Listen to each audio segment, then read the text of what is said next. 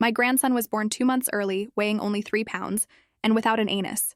It's a rare condition called imperforate anus. At only 18 hours old, he had emergency surgery to create 2 stomas. Since then, we've learned 2 different ways to empty his bag. In this video, we'll show you the second method we use. This method is quick and simple once you know how. The NICU nurses taught it to us the day he was discharged, at just 4 weeks old.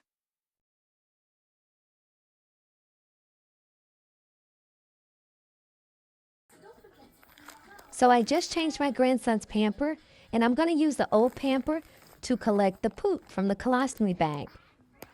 So I just removed the end cap off of the colostomy bag, and now I'm going to gently squeeze out the poop from the bag onto the old pamper.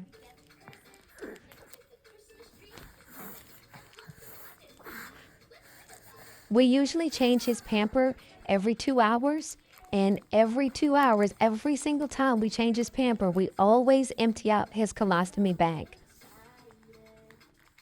So right here, I'm using a 2-hand method where I'm holding one end of the bag close to his stomach so that I don't pull the bag off as I slide the poop down from one end to the exit.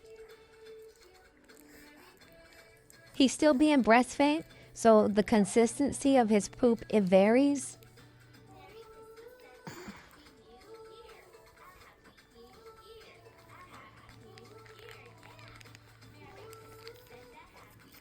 So once again, I'm just sliding the poop down.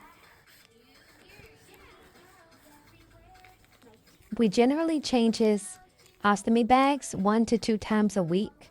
It just depends if it's leaked, if it's leaking, or if the odor from the poop is so strong, we will change his bag.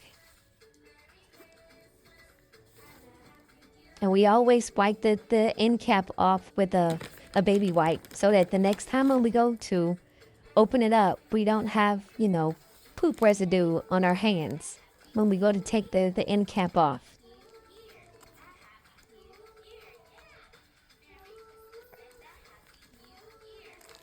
Even though he does not have a rectum, he can still get gas.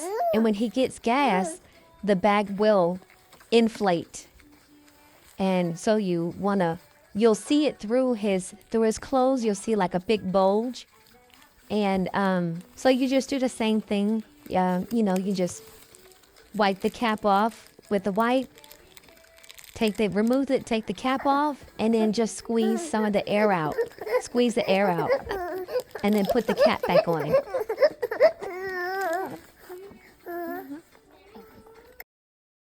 Thanks for watching.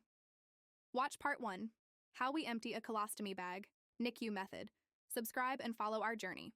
Ask your questions in the comments. We're here to help.